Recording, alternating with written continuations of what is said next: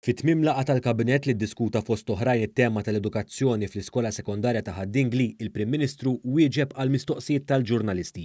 Huwa kien mistoqsi fuq ir-riforma fis-settur tal-midja fejn il-Gvern ippreżenta l-abbozz ta' liġi wara li laqa 87% tar-rakkomandazzjonijiet tal-Kumitat tal-Esperti fil-Midja favur il-protezzjoni tal-ġurnalisti. Dr. Abela wieġeb b'mod ċar li sar proċess miftuħ ħafna b'konformità mal-implementazzjoni tar-rakkomandazzjonijiet tal-inkjesta pubblika dwar Defni Caruana Galizja li tmexxiet minn imħallef emeritu li wkoll mexxa il-Kumitat ta' Esperti. Il-Prim Ministru saħaq li l-abbozzi ilhom fid-dominju pubbliku fil-forma ta' karti mpoġġija fuq il-mejda tal-Kamra tar-Rappreżentanti għal aktar minn 9 xhur. Dak ilhom hemmhekk minn Jannar ta' din is-sena. Jiġifieri ilhom hemmhekk numru ta' xhur u kull min kellu interess li b'xi mod jew ieħor jikkummenta dwarhom jew jagħti reazzjoni tiegħu, allura kellu l-libertà li jagħmel dan. Imma mhux hekk biss. Morna daw il-5 abbozzi ta' liġijiet ma tellaqnihomx, anzi draft ġifieri ma kinux formalment preżentati bħala abbozzi ta' liġijiet quddiem il-Kamra, ma kienu mal-papers lead.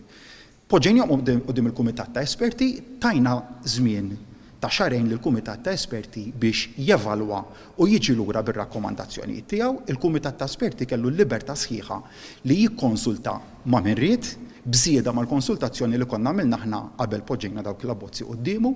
Il-konsultazzjoni hemmhekk kienet wiesa u ma kienx limitattiva, ġifieri l-Kumitat tal-Esperti kellu l-libertà sħiħa li jitkellem ma' min ried. Il-Prim Ministru sostna wkoll li fil-laqgħa tal-Kabinett ta' tlieta ġew approvati 3 proġetti li lan tagħhom huwa li jinħadmu bisħab mal-privat. Propju fil-seduta tal-Kabinett tal-lum approvajna 3 proġetti li se jkunu qed jinħarġu sejħiet pubbliċi dwarhom, se jkunu mudell ta' PPP bażikament se jkunu qed noħorġu l-binja tax-xale, il-binja tal-Pixkerija kif ukoll il-binja tal-Evans bħala nħorġu RFP biex jiġu żviluppati mill-privat u nemmen li se jkollna 3 żviluppi hemmhekk ta' kwalità. Dwar il-każ tal-legat violenza minn 3 pulizija, il-Prim Ministru saħaq li l-imġiba ta' membru wieħed ma tirriflettix il-ħidma sfiqa ta' eluf ta' membri tal-forzi tal-ordni fil-pajjiż.